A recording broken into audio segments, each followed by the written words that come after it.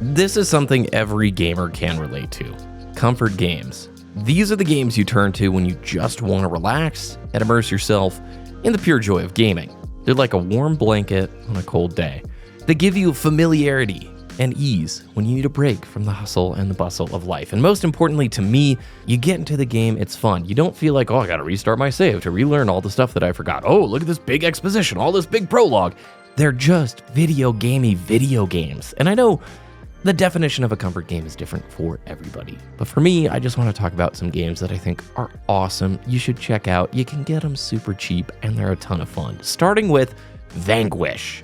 This is a third-person shooter featuring fast-paced action, innovative cover mechanics, and a really cool high-tech combat suit. More importantly, it's made by Platinum Games, so it's over the top, it's ridiculous, it is a super video game. It came out way back in 2010 for the PS3 and the 360, plus it's on PC. And it's backwards compatible on Xbox One. And it gets better, you can buy a copy of Vanquished for as low as like $4 on eBay. Alright, I originally heard about this game from the late, great Total Biscuit, who actually talked about what a great PC port this game is. Well, he's right. It runs phenomenal. There's not a lot of changes you need to make to the setup, and it is so freaking fun. High speed, boost mechanics, tons of weapons, explosions. The story is so stupid. You play as Sam Gideon, a DARPA agent who must stop a Russian threat from using a space station as a giant heat ray that's threatening to destroy the United States. The entire game just oozes that Platinum Games style. It's got a lot of replayability because you can go through each mission and get a specific score. It is one of those short games that's meant to be played over and over again, and it's so fun. You can get this game for $5 on Steam. It regularly drops down to that price. I think it's done that like 7 times in the last year. Up next are the Bright Memory games. Bright Memory is this really cool FPS game that's kind of like Dark Souls mixed with a futuristic, really tight, polished FPS, and it's made by one person, FYQD Studio. Bright Memory, the original one, came out in 2019, and Infinite came out in 2021. Infinite is available on consoles, even on Nintendo Switch, surprisingly. Now, don't buy these games at full price. They're super short. Bright Memory, the original, like about an hour to finish. Infinite, 2-ish hours. They're also designed with replayability in mind. Very cool scoring system. The first one was kind of like Devil May Cry. You would get a letter grade if you were doing good. And it is a Unreal Engine tech demo extraordinaire. It looks beautiful. I think it's UE4. And they did a phenomenal job making this a very innovative, fun, and different FPS game. It combines melee combat and shooting in a really great way. Like I said, you'll be dodge rolling or dodge shifting out of the way. You'll be parrying.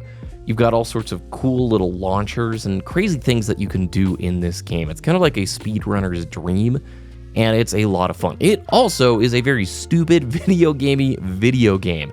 You play as Shelia, an agent of the Supernatural Science Research Organization, navigating a world filled with mythical creatures and advanced technology. Like I said, these are video games, but you boot it up, you jump in, and it's great. I am amazed that nobody has swooped in and funded an entire 8 or 9 hour Bright Memory game.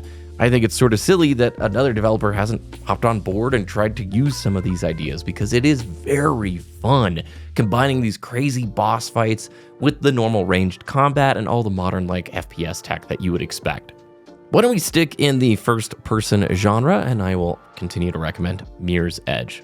2008, PS3, Xbox 360, and on the PC. I do think Mirror's Edge is backwards compatible on the Xbox side of things, and I think it's on Game Pass. Yeah, if you have the Ultimate Edition or whatever, the one that includes the EA Play thing, you can play Mirror's Edge on Pass.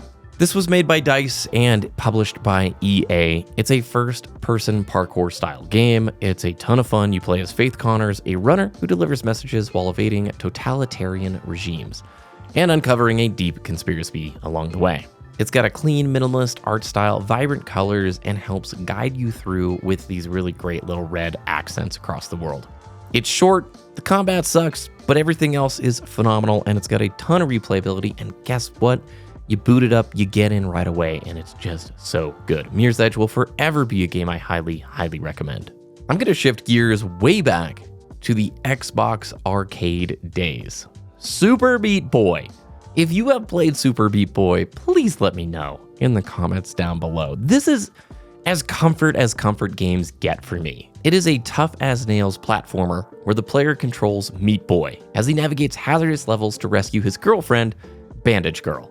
The game is pretty much universally loved. It's got crazy tight controls, excellent level design, tons of difficulty, and a lot of replayability. It is a huge standout title in the indie game scene, and it is still worth picking up and playing. And you can usually find this game for like $5 most of the time, if not cheaper. There's something so comforting about going back to this game. Yeah, it's super hard, but it's very fair. And something that's rad is when you finish a level, you'll get to see all of your sprites from when you died, like all of the little ghost trails from the previous attempts. And so you can be like, whoa, I tried 40 times on this one level, and then you finally get to see your one Meat Boy go to the end. There's just something about it that's perfect. It's got just 2 buttons, a sprint and a jump button. That's it. And yet there's brilliant level design, awesome music, super good art. There's something about Super Meat Boy that brings me back to the Xbox Live Arcade days like nothing else. This and Trials, I don't remember, it was Evo probably, like just stand out to me so much as the golden age of the Xbox Live Arcade stuff. I so miss those days. And even though I know Xbox has like really great indie support, there was something about the Xbox Live Arcade that just, I don't know, drew me in. Art, design, whatever. It was rad.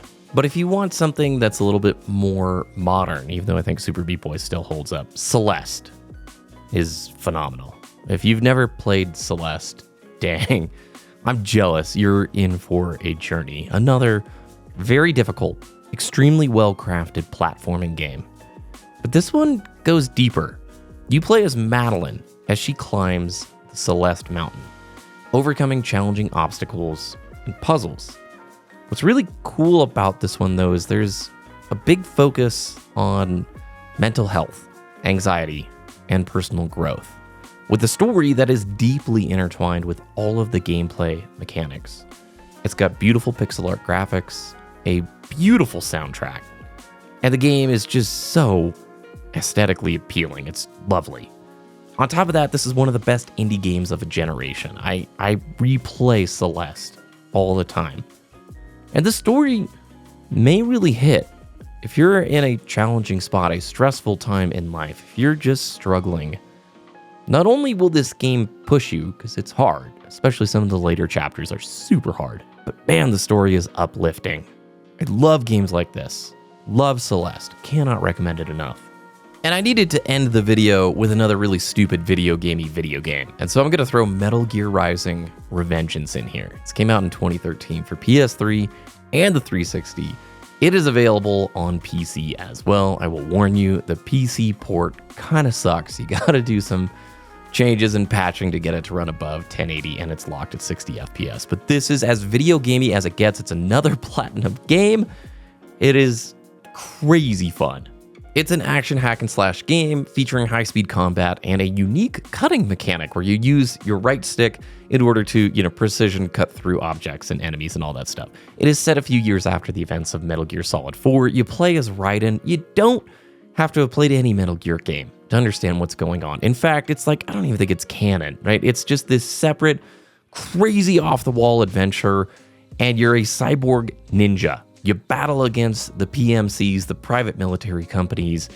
It's got incredible combat, fluid animations, a very cool aesthetic, and then the most ridiculous early 2010 soundtrack that you could imagine. It's perfect. If you need an excuse to play a video game, something that will just inject stupid fun into your brain right away, Metal Gear Rising is it. Pick it up on sale. For sure, but wow, another super sick comfort game. That's all I really have right now. That's what I'm playing through for the most part to give me just that instant moment of great gameplay. And if you're ever wondering what to play, or maybe stuck in that analysis paralysis moment of having a hard time choosing, looking at your Steam library going, just what do I do? And you spend an hour blankly staring at it. Well, then I have a video specifically for you. Click on the screen to check that out. I want to thank you for watching. Have a good rest of your day, and I'll see you again very soon.